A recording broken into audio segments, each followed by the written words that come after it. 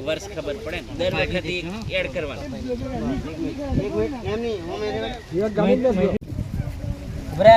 સોળેલા કાઢે તો સોળેલા કાઢે પછી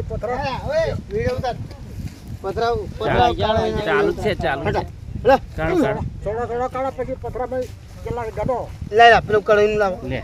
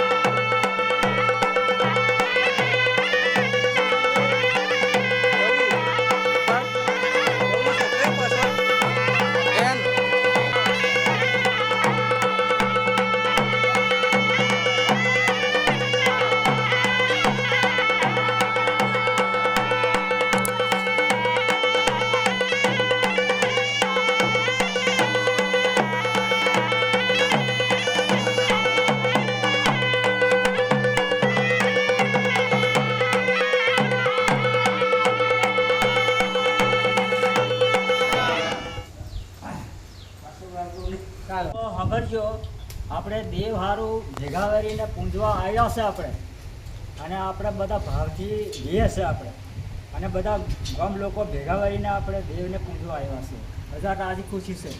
આજે નીચે આપણે પહેલી વેરાઈ માણે આપણે પહેલાં ઝોંફો ઉઘેડીને આપણે બધું રીત કરીને આપણે ઝોંફો ખોઈને આવીએ છીએ. આ મોટા દેવ આવીએ છીએ, અને ગુવાજા દેવ, રના દેવ, એ ભાઈઓ પોષ ભાઈઓ છે એ બધા રાજી છે. અને હવે અમે આ નીચે ઉતરીએ છીએ, બે બનો નીચે છે ખોડિયાલમાં જેઠાદેવ, એ બધા હકી છે, રાજી છે. ગામ લોકો બધા ભેગા કરીને આવ્યા છે, પરિવારથી બધા રાજી ખુશી મેં ફરવા આપ્યો છે અને નમસ્કાર કરવા આવ્યા છે. અને જય હિન્દ, જય ભારત, જય જોહાર. આજે જેતપુર તાલુકાના છોટાઉદેપુર જિલ્લાના પાવી ગામે આ રામટેકરી એક હિલ સ્ટેશન છે. આજે અમારા ગામમાં ઉજાનીનો પ્રસંગ છે, જે આદિવાસીનો પ્રચલિત તહેવાર ગણાય છે, ઉજાની દિવસો. તો એ તહેવાર નિમિત્તે આજે અમે ગામના સૌ વડીલો, બાળકો બધા ભેગા થઈ રામટેકરી ઉપર જે દેવ છે એ દેવના પૂજન માટે અહીંયા મળ્યા હતા. ઉજાનીનો તહેવાર એવું હોય છે કે આદિવાસીને એ સંસ્કૃતિનું એક પૂજન થાય છે. ઘણા વર્ષોથી આ તહેવાર થાય છે, અને આ તહેવાર બધા અલગ અલગ ગામમાં અલગ અલગ જગ્યાએ થાય, જેથી સગાવાલા બધા આવી શકે. આપના મોસ્ટ ઓફલી તહેવાર એવા હોય કે બધા એક સાથે આવે. દાખલા તરીકે દિવાળી, હોળી છે, એ બધા એક જ દિવસે દરેક ગામમાં થતા હોય. પણ ઉજાની આજે પાવીમાં અલગ હોય, રાસલીમાં અલગ હોય, સિથોલમાં, એટલે બધા ગામના લોકો હગાવાલા આજે અમારા ગામમાં આવશે, પછી એ ગામમાં હશે ત્યારે અમે તેમને ત્યાં જશું. આ રીતે અમે ઉજવતા હોઈએ છીએ. આ દિવસે, ઉજાણી દિવસે અમે સાંજે દરેક ઘરે અમારી પ્રચલિત વાનગી આદિવાસીની જે અડદના ઢેબરા કહીએ, આ ખાસ બનાવતા હોય છે. એની પૂર્વ તૈયારી કાલથી ચાલુ થઈ જાય. દાળ અઠવાડિયાથી ઉજાણીની તૈયારી ચાલુ થઈ જાય.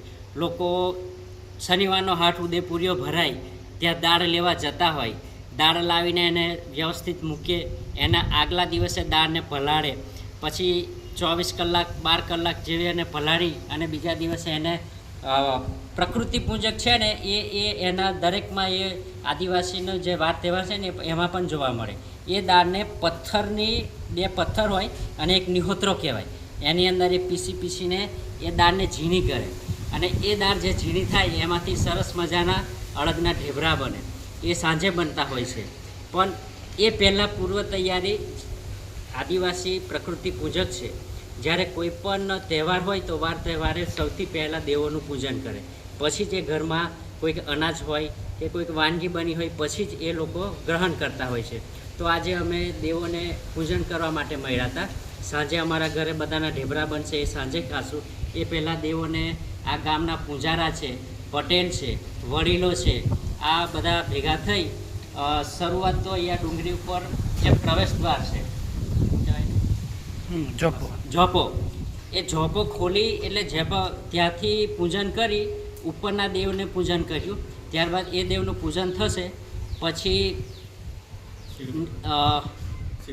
શીરબાઈ માતા કે જે ઝોપો બંધ કરવાનું, ત્યાં પણ પૂજન કરી ગામ લોકો ઘરે જશે, ને ઘરે જઈ બધા પોતપોતાને ઘરે ઢેબરા બનાવી આ તહેવારનો આનંદ ઉલ્લાસથી ઉજવણી કરતા હોઈએ છીએ. બીજા દિવસે દિવાસો હોય, એટલે આજે ઉજાણી, આવતીકાલે દિવાસો. દિવાસામાં એવું હોય કે જે દિવસે એનું વાનગીઓ બને, મીઠાઈ બનતી હોય, એમાં લાડુ છે, પછી આવે પૂરી છે, શક્કરપારા, આવું મીઠાઈ બનાવતા હોય. અને એ દિવસે આખા ગામમાં જે આખા વર્ષ દરમિયાન જે કન્યાઓ બહેનોના લગ્ન થયા હોય એ બહેનો તે દિવસે બધા એક સાથે ભેગા મળે અને આખા ગામમાં કોપરાનું બધે વેચતા હોય છે, જેમના આ વર્ષ દરમિયાન લગ્ન થયા હોય છે. તો આ રીતે પણ અમે દિવાસાની ઉજવણી કરીએ છીએ.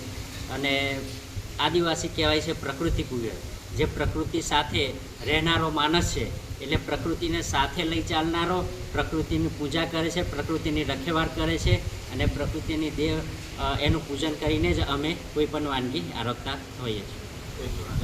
જય જોહાર. જય જોહાર.